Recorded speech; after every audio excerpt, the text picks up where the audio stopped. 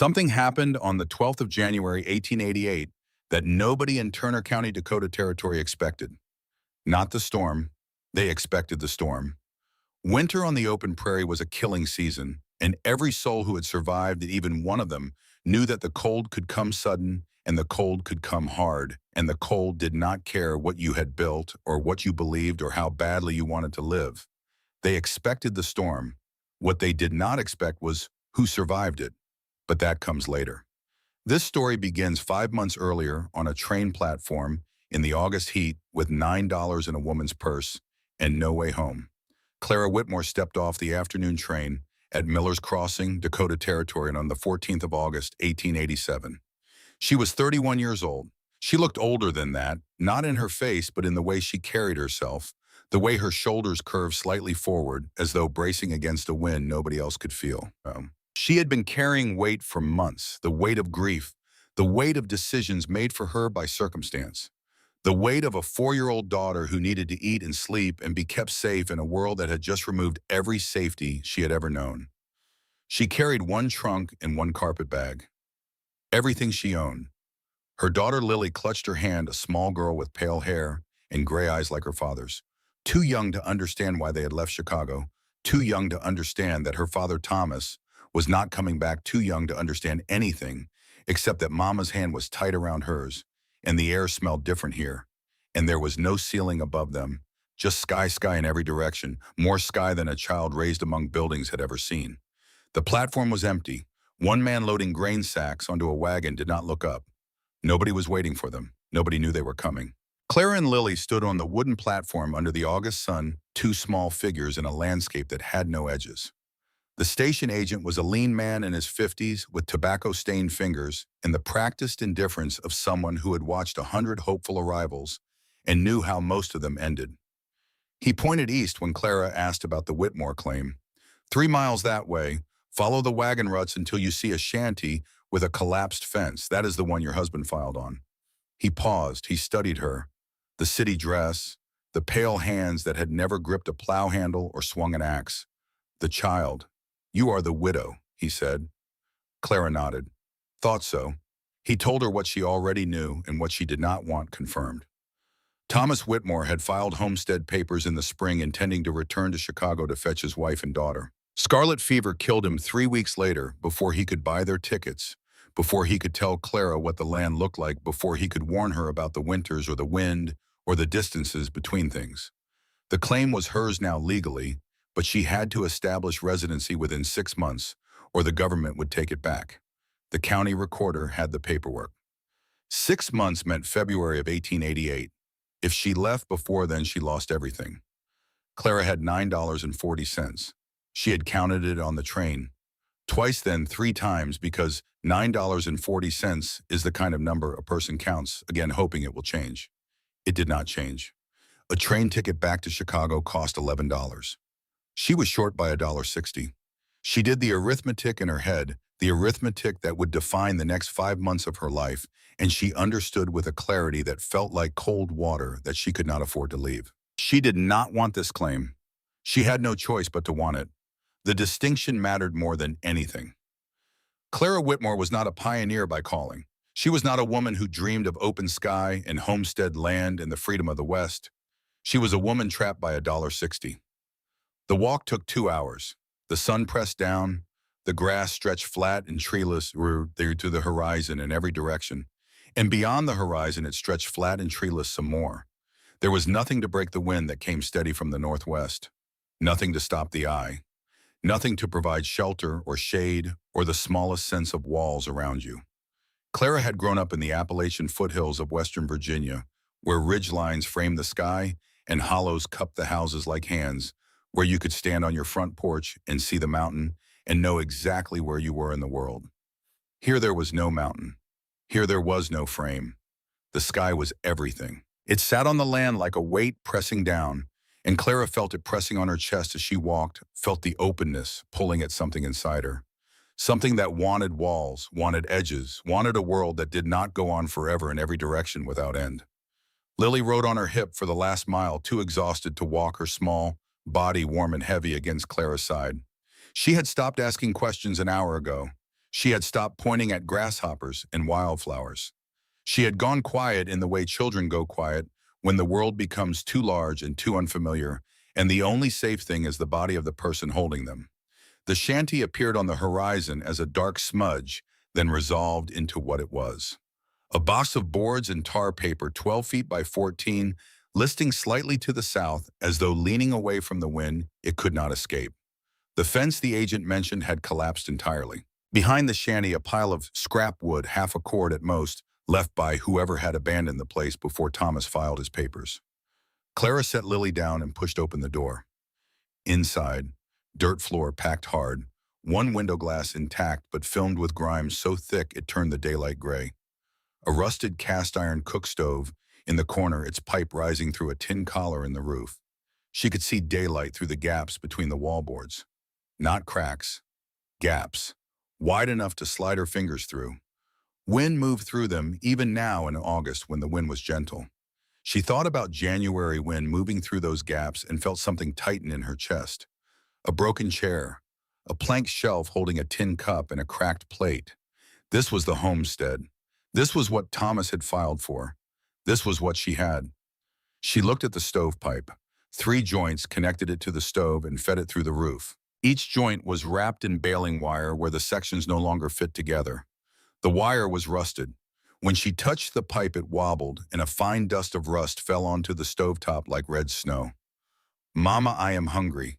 Clara fed Lily bread and cheese from the carpet bag. Then she walked the perimeter of the claim while her daughter ate. 160 acres of grass and dirt. No well, no barn, just a collapsed lean-to. No neighbors visible in any direction. She stood in the grass and calculated. Mid-August, winter in late October, sometimes earlier. 11 weeks, $9. A 4-year-old who could not help with heavy work. A shanty that was not a house but a wooden tent with a stove inside. And she had never in her 31 years spent a winter anywhere but a solid house with thick walls and a fire that never went out. The wind picked up. Clara watched the grass bend and thought about what winter on this prairie would mean. In her second week, Clara walked the 4 miles to Parker to register her claim at the county office. Deputy Frank Holt processed the paperwork. He was a young man, 30 years old, with a serious face and a mustache too large for his age. He explained the law carefully. 6 months continuous residency, at least 10 acres improved. Proof of habitation, not just ownership on paper. If she left before February 1888, the land reverted and opened for new filing. Holt paused. "There is something else you should know. Carl Dawson has asked me 3 times about your claim. He wants it. If you abandon or forfeit, he will file the same day." Clara felt the walls of her situation close tighter. She could not afford to leave. And now she could not afford to be seen as leaving because a man with 800 acres was watching her claim the way a hawk watches a rabbit hole patient and certain that eventually the rabbit will make a mistake. Holt looked at her for a moment, looked at the calloused hands, in the loose dress, and the 4-year-old sitting on the floor playing with a pebble. "Mrs. Whitmore, I have no right to advise you, but if you decide to stay, make sure someone knows you are out there. Last year we found a man on a claim north of the county, dead 3 weeks before anyone thought to check. Do not let that happen to you." Clara nodded. She took her papers. She carried Lily 4 miles home. Henry Calloway arrived 3 days after Clara first reached the claim. He rode up on a gray mare, a man in his 50s, with a face like weathered wood and hands that had done decades of work the land demanded and the land never thanked. He did not smile when he introduced himself. He did not offer pleasantries. He dismounted, tied the mare to the collapsed fence post, and walked past Clara into the shanty without asking permission. She followed him inside. Lily was napping on a blanket in the corner. They had been sleeping on the floor since arriving, wrapped in everything Clara had brought. Henry tested the stovepipe with his hand. Bead, and it wobbled. He had bumped in the gaps in the walls, pressing his palm against one and feeling the wind push through from the other side. He counted the wood stacked behind the cabin, his lips moving silently. Then he turned to Clara, and his eyes held something she did not expect. Not contempt, not pity, something older than both. Something that looked like grief wearing the mask of practicality. "You are Thomas's widow. I am. He was a fool to file on this claim, and a bigger fool to leave you holding it." His voice was flat without malice. He was stating facts the way a doctor states a diagnosis. This is not a house. This is a coffin waiting to be nailed shut. You need 15 cords of wood minimum to survive a Dakota winter. 20 is safer. That pile behind your cabin is half a cord of scraps. The nearest timber is the Big Sioux Bottoms 18 miles east. You have no wagon, you have no team.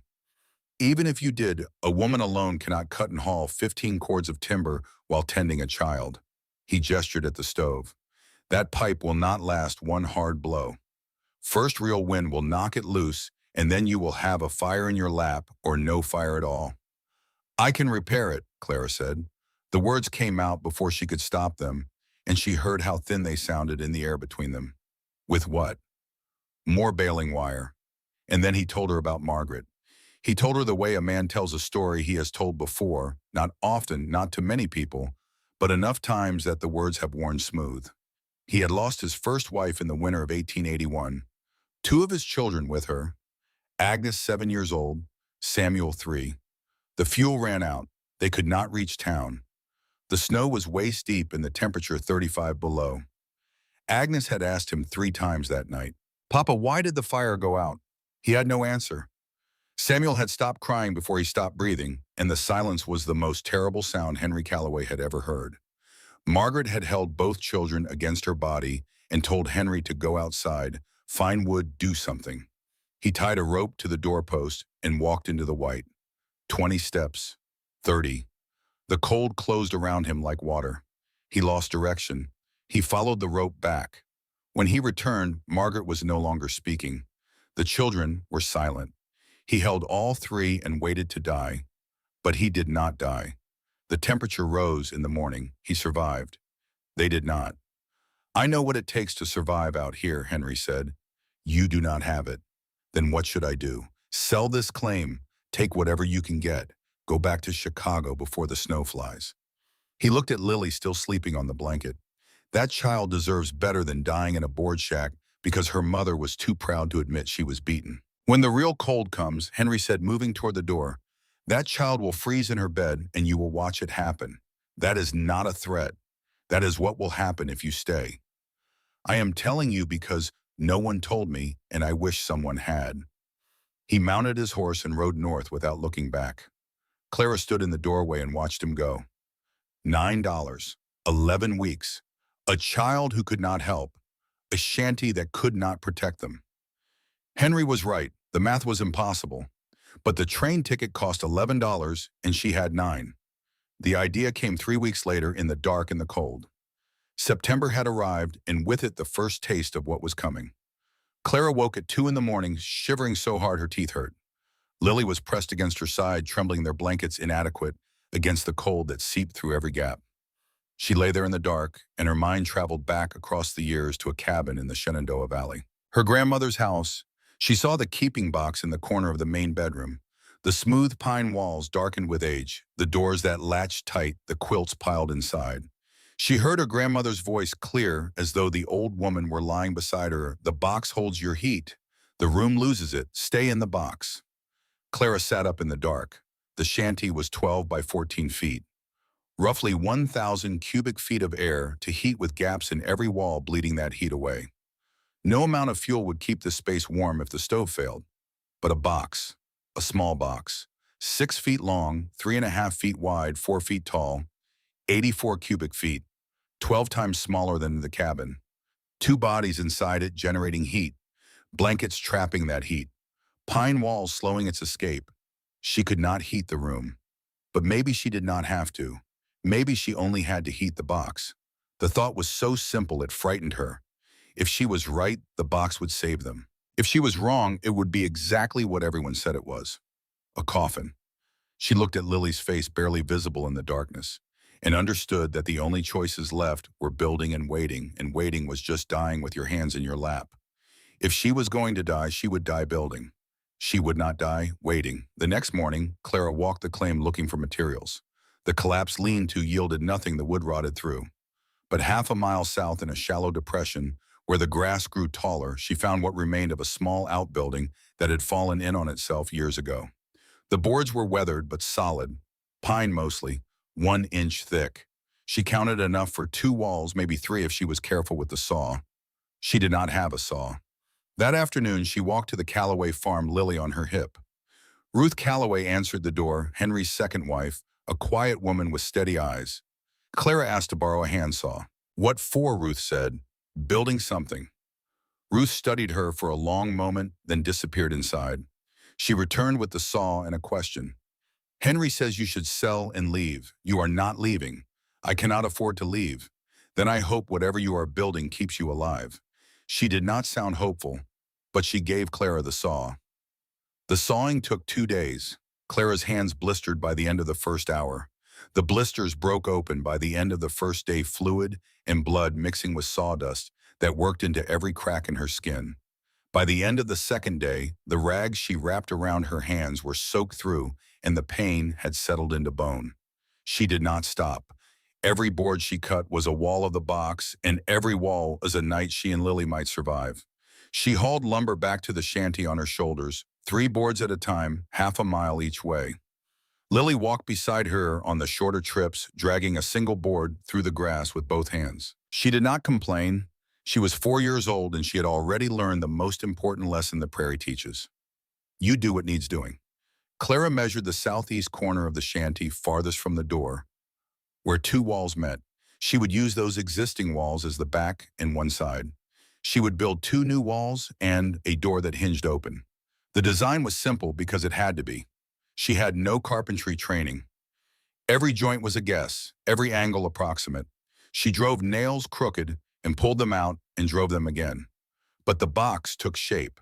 Board by board, nail by nail, it rose in the corner like something growing out of the dirt floor. Sarah Brennan appeared on the 4th day of construction. She came on foot from her farm nearly 2 miles away, a sturdy woman of 38 who had seen Clara hauling lumber and come to investigate. Clara showed her the half-built frame. 2 walls up, the 3rd in progress. Boards and nails scattered across the floor. Sarah studied it.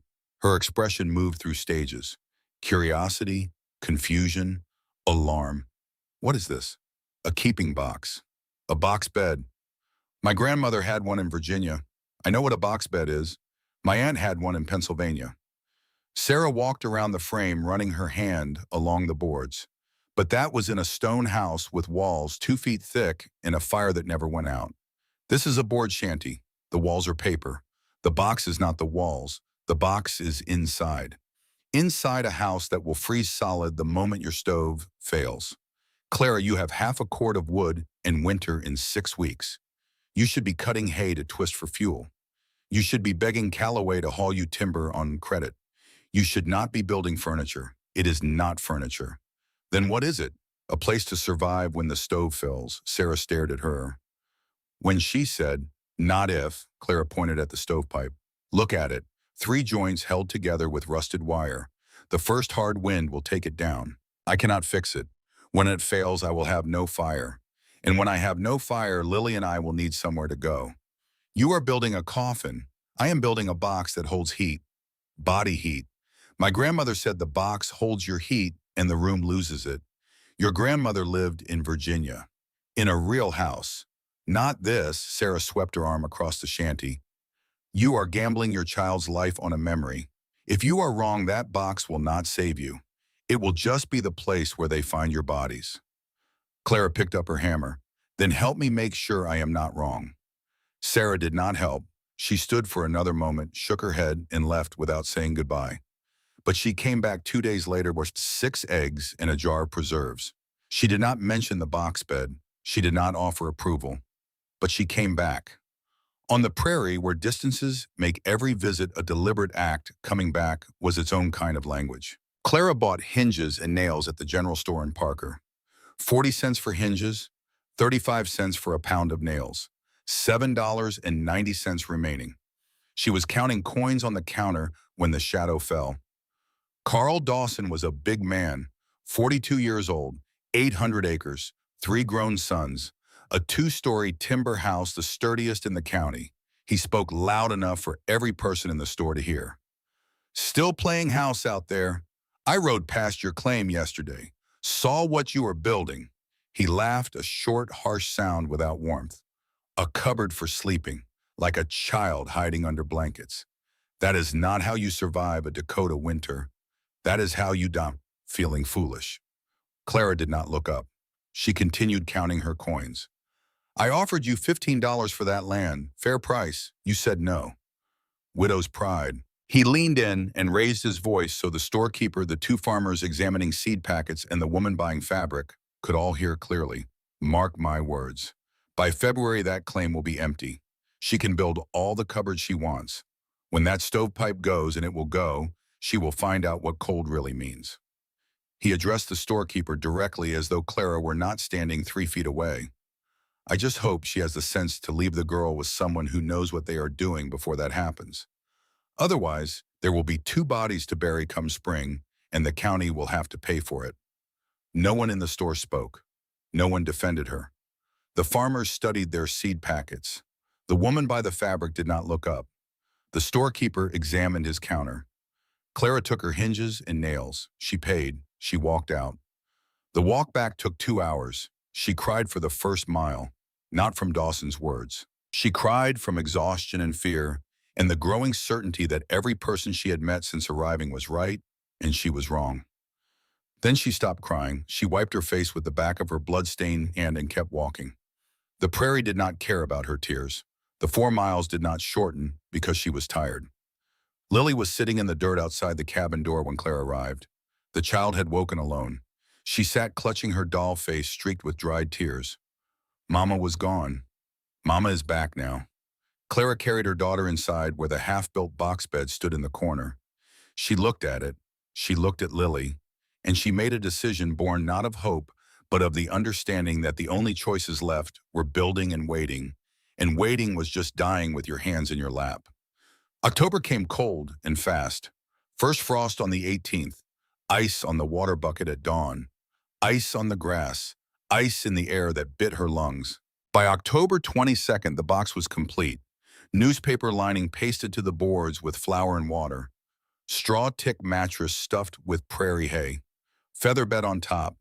3 wool blankets, 2 quilts, everything she had concentrated in 84 cubic feet. That night, she climbed in with Lily, closed the door, and lay in the dark. The air was cold at first, but within 20 minutes she felt the change. The space was warming. Their bodies were warming it. She pressed her hand against the pine wall. Cool but not cold, not the biting cold of the cabin air. The box was working, but the real test had not come. It came on October 29th. A windstorm swept the prairie, not a blizzard but a hard plains wind. Clara was feeding the stove with twisted hay when the metallic shriek came. The stovepipe joint at the roof collar separated. Smoke poured into the cabin. She grabbed Lily, pushed her outside, turned back. The stove was still burning, sparks shooting up through the gap. If they caught the tar paper roof, the shanty would burn. She threw snow on the fire, handful after handful, until the coals hissed and died. Then she climbed onto the roof. The wind tore at her dress, her hair. She found the pipe, shoved it back, wrapped it with wire-packed mud into the gaps with numb fingers. It held. She climbed down, shaking, and found Lily standing in the grass watching. Mama fixed it. Yes, but standing there with her hands black and her lungs burning, Clara knew the joint was weaker now. The next hard blow would take it down for good. The box was not optional. It was the only plan that remained. In early November, old Nell Partridge came to visit. She was 72 years old, living alone in a small cabin 3 miles east near the creek. She had survived 23 years on the Dakota prairie from before the railroad, before the towns, before anything existed out here, except grass and wind and silence. She was small and thin, with blue eyes sharp as cut glass and hands calloused thick as leather. Nell did not come with warnings. She came with a sack of pre-twisted hay and an appraising look. She walked around the box bed, running her hand along the wood, testing the door, examining the newspaper lining. She said nothing for a long time. Then she told Clara a story. In 1866, a Swedish family on a claim 5 miles north. 6 people. A storm came without warning. The fire went out. The fuel ran out. The father went outside to find wood and never came back. They found his body in spring 200 yards from the door, frozen in the posture of walking.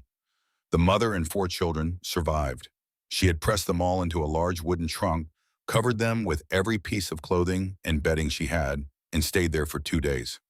That trunk was smaller than your box, Nell said, but it held. She had no name for what she did. She had no theory.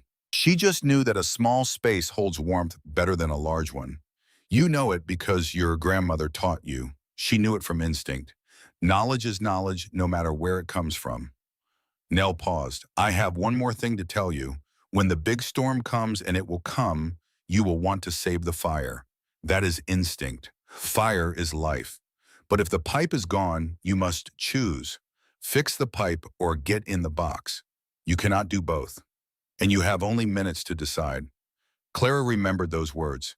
She would carry them through the winter like a stone in her pocket, smooth and heavy, and always there. Henry Calloway returned on the 3rd of November with a wagon load of wood. A full cord split and stacked.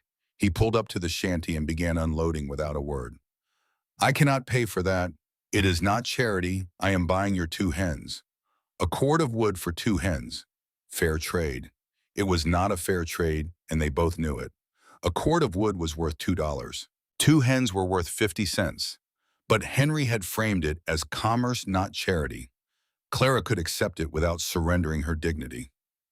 Why, she asked. Henry set down the last armload.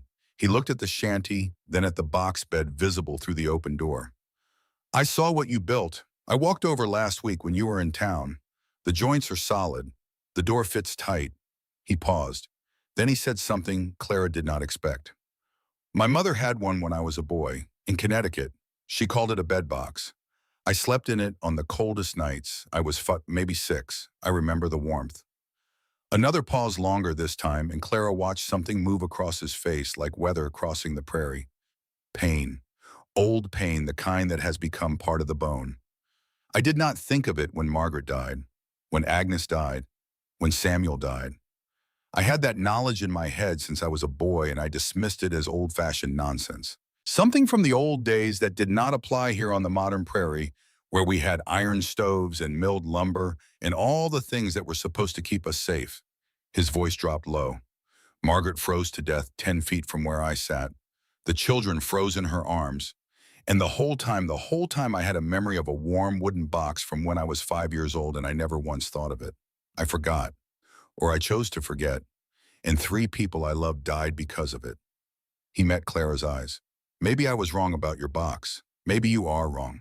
We will find out when the cold comes. If you survive the winter, I will say I was wrong out loud so everyone hears it. I hope I get to say that. He drove away. Clara began stacking the wood behind the cabin. 3 cords now, still far short of what she needed, but 3 was better than 2. November passed, December settled in, 20 below at night, 0 during the day. The water bucket froze solid every night. Clara kept the fire burning during the day, fed it twisted hay when the wood ran low, and climbed into the box bed with Lily each night. It worked. The cabin temperature dropped to 20 to 15 to 10. Frost formed on the window thick enough to block the light. But inside the box, inside the blankets, they woke warm, not comfortable. Clara's nose was cold. The air she breathed was cold. But her core was warm. Her legs wrapped around Lily were warm. Every morning they pushed open the door and stepped out into the frozen cabin alive.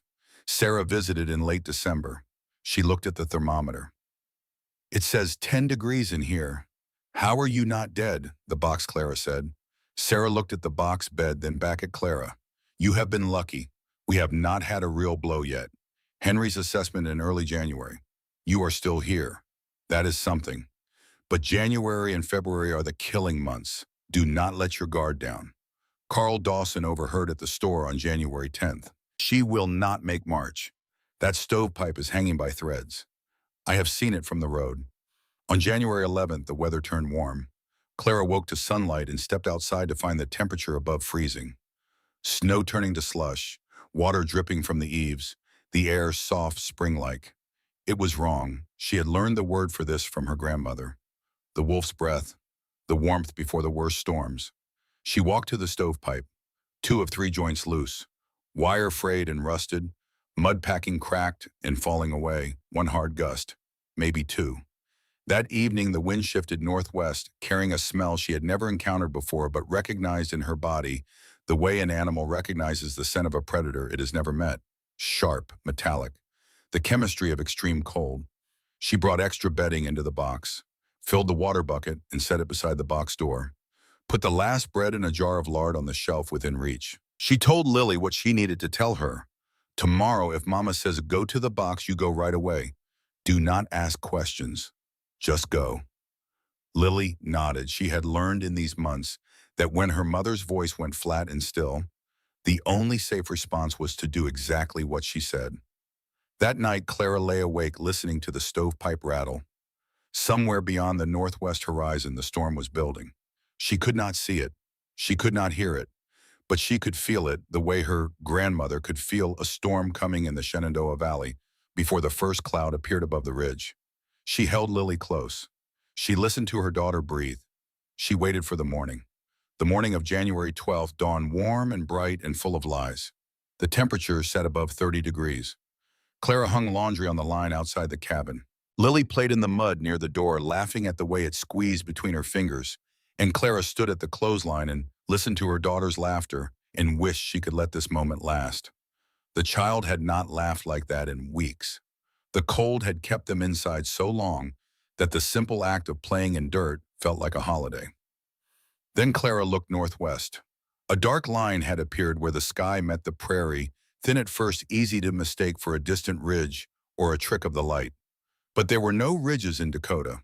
The line thickened. It darkened. It rose from the edge of the world like a wave, and Clara could see now that it was not a line, but a wall. A solid wall of churning white that stretched from one end of the horizon to the other, moving toward them with a speed that belonged to something falling, not something crossing flat ground. She could see the snow inside it, not falling, moving horizontal. She could see the darkness at its heart. Lily. Her voice was calm. She could not afford anything else. Go inside now. Lily looked up from the mud. But Mama, I am playing. Clara grabbed her daughter's hand and ran for the door. Behind them the sound, a roar like nothing she had ever heard. Not wind, something beyond wind. The sound of the sky itself collapsing. They made it inside. Clara slammed the door.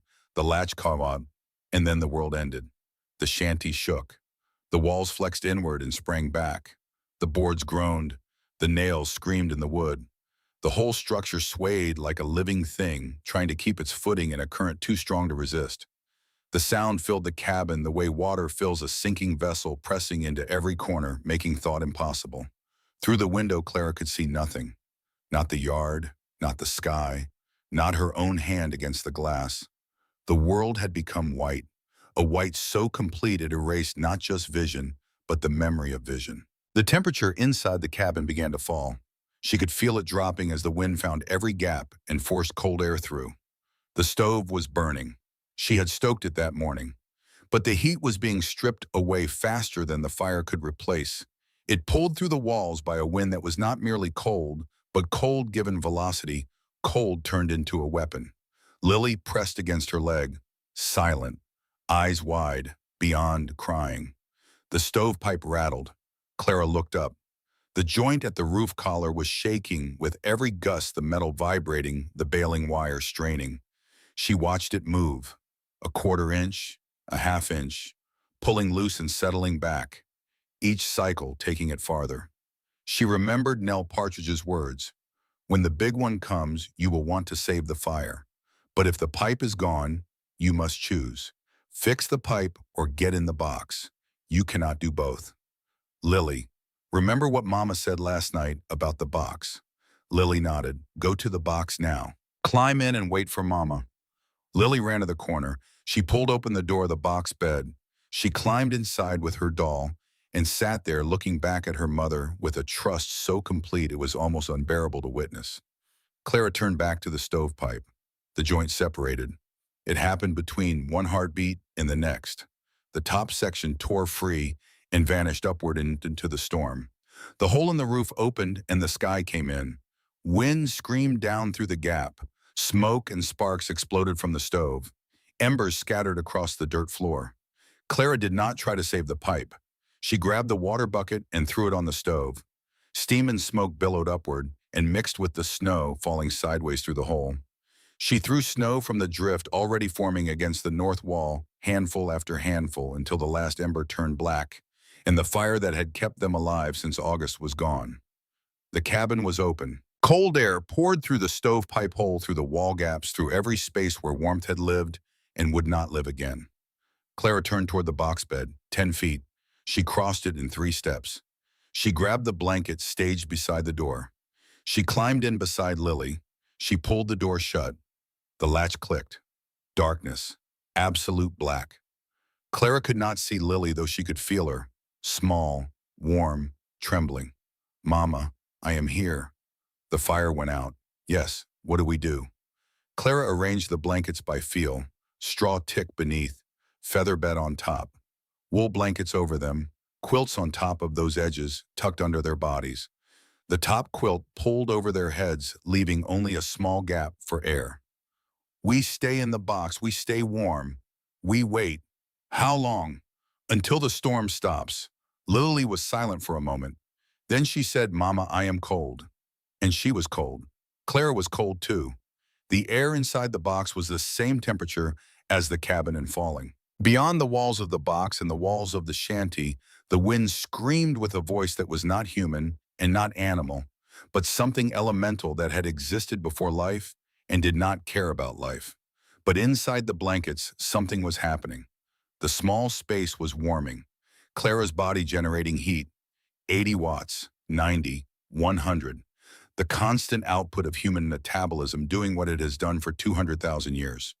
The blankets trapping it. Lily's body generating more. The feather bed insulating them from the frozen ground. 10 minutes. The trembling eased. Lily's breathing slowed. 20 minutes. The space inside the blankets was warmer. Clara's nose was still cold. The air she breathed was still cold. But her core was warm. Her legs were warm. Her arms holding Lily were warm. 30 minutes. Lily stopped shivering. Her body relaxed against Clara's chest. "Mama." "Yes, it is warm now." It was. 84 cubic feet instead of 1,000. Their bodies warming the air faster than the cold could steal it. The cabin outside the box was dying, the temperature plunging toward zero, toward 20 below, toward numbers that kill exposed flesh in minutes. But inside the box, inside the blankets, they were alive. Clara closed her eyes. She did not sleep. She held her daughter and she listened to the storm trying to kill them, and she waited. The night stretched on. Time dissolved in the darkness. No clock visible. No change in the quality of the black. Clara measured time by sound, by the rhythm of the wind, by the intervals between the worst gusts, by the slow cooling of the air inside the box when she lifted the quilt to breathe, and the slow warming when she pulled it back. The temperature inside the box dropped as the night went on. She could feel the cold pressing in, seeping through the pine walls, through the newspaper lining reaching for them. But it could not reach far enough. The blankets created a barrier. Their bodies created heat. The math held. She thought about Henry Calloway's warning. When the real cold comes, that child will freeze in her bed. The real cold had come. She could feel the killing weight of it pressing against the shanty, against the box, searching for a way in. But Lily was not freezing. Lily was warm against her chest, breathing slow and even asleep in the darkness. The child was alive. The child would stay alive. At some point midnight, perhaps, Clara heard a crash outside. Close, loud, something large being torn apart. She wrapped her arms tighter around Lily and waited for the walls to collapse. They did not collapse. The crash was the Brennan chicken coop ripped from its foundation and hurled across the prairie. She would learn this later. In the moment, she knew only that something had broken, and it was not them. At another point, the building groaned so deeply Clara felt it in her bones. She braced for the roof to tear free. The groan faded. The roof stayed. The box sat in its corner, holding warmth, holding its occupants, while the world outside tried to kill everything it could reach. She did not sleep. But she rested. She held her daughter through the longest night of her life. The silence came without announcement. The wind died. The roaring stopped. The building stopped shaking. The silence was so complete and so sudden it felt like deafness. Clara lay in the darkness, afraid to move, afraid the storm would return. It did not return. She waited another hour. Then she pushed back the quilts and reached for the door. The latch stung her fingers with cold. She pressed it. The door swung open. The air hit her face like a blade. She gasped and felt the cold bite into her lungs. The cabin was dark, the window buried in snow. Only a faint gray glow through the wall cracks. She could see her breath thick and white, frost on every surface. The walls, the floor, the dead stove, the shelf. The water bucket a solid block of ice, the thermometer reading below its lowest mark. She looked back at Lily, wrapped in blankets, warm, blinking awake. They should be dead. The fire had been out 18 hours. The cabin had been open to the worst storm in Dakota memory. By every calculation, by every piece of advice Clara had received, she and Lily should be corpses. They were not. They were alive. They were warm. They stayed in the box 2 more days.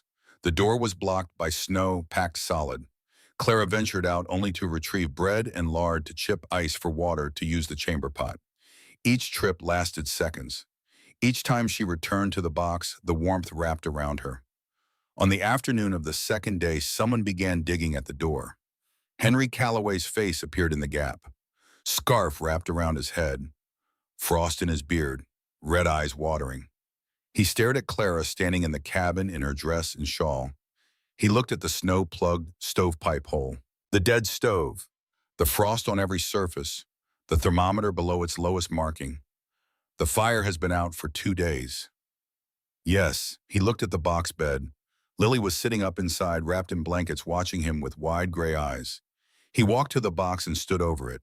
He looked at the pine walls, the newspaper lining visible through the gap where the door met the frame. He touched the wood. He pulled his hand back. It is warm. It holds heat. Body heat. Henry Calloway turned away. He faced the frost-covered wall. His shoulders went tight. His breath plumed white in the frozen air. He stood like that for a long time. When he turned back, his eyes were red with something that was not the cold. I told you that child would freeze in her bed. I said it to your face. His voice was barely above a whisper. My mother had a bed box in Connecticut. I slept in it when I was 5 years old. I knew. I knew, and when Margaret was dying, when Agnes and Samuel were dying, I did not think of it. I had forgotten. I told myself it was something from the old days. Something that did not matter anymore. He stopped. He looked at the box again, at the simple pine walls, and the crude door, and the newspaper lining this humble structure that a woman with no carpentry training had built with bleeding hands and inherited memory. I have been wrong before, about the winter of '81, about what it takes to survive, about a lot of things. He straightened. I will say it again louder so everyone hears. I was wrong. The box works. I am glad you are alive to prove it. He helped Clara seal the stovepipe hole with boards from the scattered chicken coop. He left half a cord of wood from his own supply dangerously low after 2 days of burning fuel to keep his own family alive. Before he left, he stood in the doorway and looked back at the box bed one last time. Teach the others. Show them how to build it. We need to know this. Word spread faster than Claire expected. By the end of the first week, 3 families visited her, claimed to see the box bed. By the end of the second, 7. They came on horseback, on foot, in wagons. Clara showed them the construction. She explained the dimensions: 6 feet long, 3.5 feet wide, 4 feet tall. She showed the newspaper lining the door latch, the corner placement where 2 existing walls provided structure and insulation. She did not charge. She did not boast.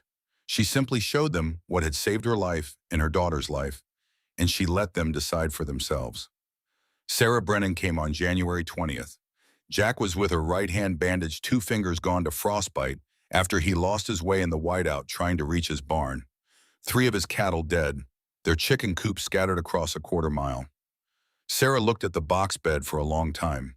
She measured the dimensions with string. She asked about the wall thickness, the newspaper, the bedding arrangement. Then she said what Clara had not expected to hear from the woman who had called this a coffin. I told you this was gambling your child's life on a memory. I was wrong. The memory was right. She looked at Jack. I want one. I do not want to depend on the stove alone. Not after what we saw. By February, the Brennans had a box bed. By March, 2 more families had built them. By the following winter, the number had doubled. The design varied from cabin to cabin. Some used curtains instead of doors. Some built them larger for bigger families. Some added small shelves inside for candles or water. But the principle remained. A small enclosed space holds body heat better than a large room. When the fire fails, the box survives. Carl Dawson did not visit. Clara saw him at the general store in late February. Their eyes met across the room. He did not speak. He did not acknowledge what had happened. He turned away and continued his conversation as though she were not there. She heard later what he told others. Luck. The storm was not as bad at her place. She was lucky, and luck runs out. He never admitted he was wrong. He never built a box bed. That was all right. Clara did not need his acknowledgement. She had Lily. She had her claim. She had the box in the corner. Some victories do not require the defeated to admit defeat. Clara proved up her claim in 1892, 5 years after filing. She never remarried, though men asked. A widow with land was valuable on the prairie. She always declined. She had Lily and the homestead, and that was enough. She expanded the original shanty, twice adding a bedroom in 1894 and a kitchen in 1899. She bought a proper cook stove with a chimney built by a mason from Sioux Falls, and she never again wrapped baling wire around a stovepipe joint. But she kept the original box bed. It stood in the corner of what became the sitting room, pine boards darkened with age, newspaper lining yellowed and brittle. She slept in it every winter night for the rest of her life. Lily asked her once years later why she did not move to the new bedroom with the proper bed. Clara's answer was simple. I trust the box. She passed in March of 1923, age 67, during an influenza outbreak that swept through Turner County. Lily was at her bedside, 39 years old, a mother herself, her own children waiting in the next room. The box bed stood in the corner where Clara had built it 36 years before. The pine boards were dark and smooth from decades of use. The joints were still tight. The door still latched. On January 12, 1888, the temperature dropped 40 degrees in 3 minutes. 235 people died across the prairie that night. Cattle froze standing in the fields. Men froze solid within sight of their own front doors. Families perished in their cabins when the fuel ran out and the cold came in. Clara Whitmore's fire went out. Her stovepipe tore loose and vanished into the storm. Her cabin opened to the killing wind. She climbed into a wooden box 6 feet long and 3.5 feet wide. She pulled her daughter close. She closed the door. 18 hours later, when Henry Calloway dug through the snow and pushed open the cabin door, he found a frozen room, a dead stove frost on every surface, a thermometer reading below its lowest mark.